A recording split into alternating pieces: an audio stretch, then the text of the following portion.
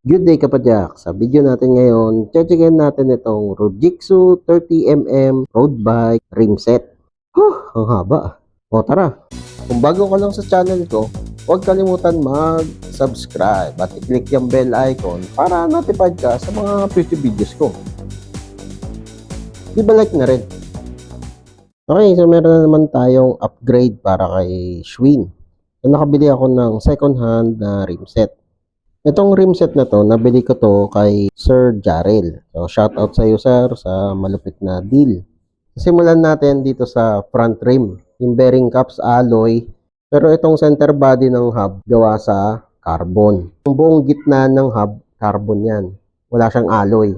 Ito naman yung bearing ng hub, NBK 6001 o 6001-2RS. Magkabilaan yon. Front wheel guys ay naka 18 holes tapos naka radial siya.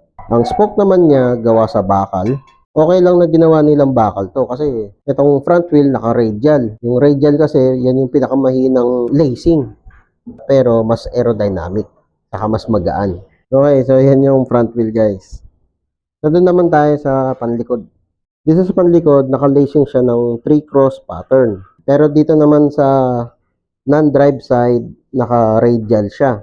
Okay, so ganun din yung hub niya, yung center body, carbon. Tapos itong bearing cups, aluminum yan o alloy. Sa spokes niya, bladed din, saka gawa din sa bakal. Yung bearing naman ng hub na to ay 6902-2RS. Ganun din sa kabila. Parehas lang. Itong panlikod guys, naka 21 holes siya. Yun, gaano? Ito naman yung hub body niya. So, yung hub body gawa sa alloy. Sobrang gaan niya. Sa palagay ko, ang alloy nito ay 7000 series. Ang bearing niya dito sa loob ay 15267. 15267 2RS. Ito naman sa panlabas, 6902 din, -2RS. So, parehas lang sa bearing ng hub. So, yung hub body nito guys ay 6 poles lang. Normal poles lang, wala siya yung mga 3 teeth. Okay, so ito yung front axle. So, ang material niya ay alloy. Tingnan natin ito sa panlikod.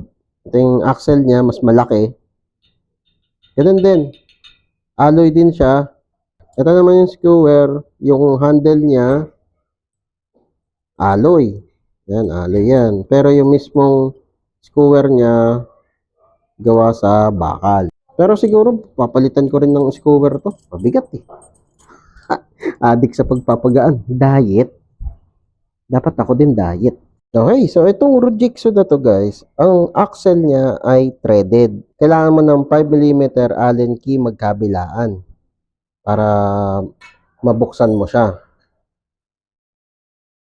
Ayan. Itong pangharap, yung axle niya threaded. Dito sa harap, ang kailangan mo dito, dalawang tools. Isang spanner na number 15 o yung ganito, yung combination na spanner, saka adjustable wrench o number 15 na wrench. Hindi siya katulad nitong Hassens na hinahatak lang yung end cap. Nung binaklas ko yung bearing nito para i-repack, may nakita ako na aluminum sleeve sa loob nitong carbon hub na to. So linagyan nila ng konting support para itong gitnang carbon na to hindi siya masira. Check naman natin yung bigat ng rim. So unahin natin tong panlikod. So, sabi dito sa timbangan ko 940 grams. Itong pangharap check natin. So sabi dito 765 grams. Okay, so yun lang. Ikakabit ko na tong rim set dito sa Schwinn. Okay, so imamagic ko na lang. Yun o, magic ko. So, ganyan yung itsura niya. Mukha na siyang aero talaga. Itong Schwinn. Ando. Sound check naman natin. So, walang edit-edit.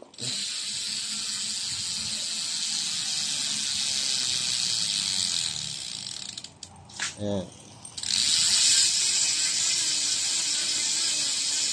Matigas pa kasi yung Saturn spring na linagay ko dito.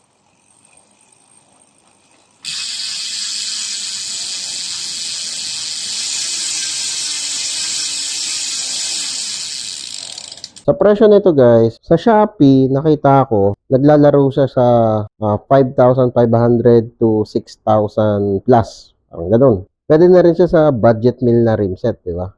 Pero kung makakita ka nito sa marketplace, tapos second hand, lagi mo tignan yung brake line kung okay pa. Pag pantay na yung brake line niyan, wala na, tapon na yung rim. Pero kung meron ka pang nasasalat na brake line dito, okay pa yan.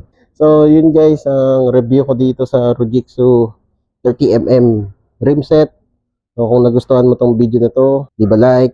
O kung may katanungan ka pa tungkol dito sa rim set na to, comment down below lang. Kung naka-Rujitsu rim set ka rin, comment ka lang, share mo naman yung experience mo. Ganda, pwede na rin. Tapos sobrang gaan na nito guys. Nagiging weight winnie na ako na ngayon Whee! Ayos! O kapadyak, kung na-enjoy mo tong video na to, leave a like at i-share mo na rin sa mga tropa pips mo. Makakatulong ito sa channel. Kung gusto mo pang manood ng mga video, hindi tayo nauubusan. Meron tayong katulad nito, saka ito. Oh, nood na! Maraming salamat! See you next time! Merry Christmas!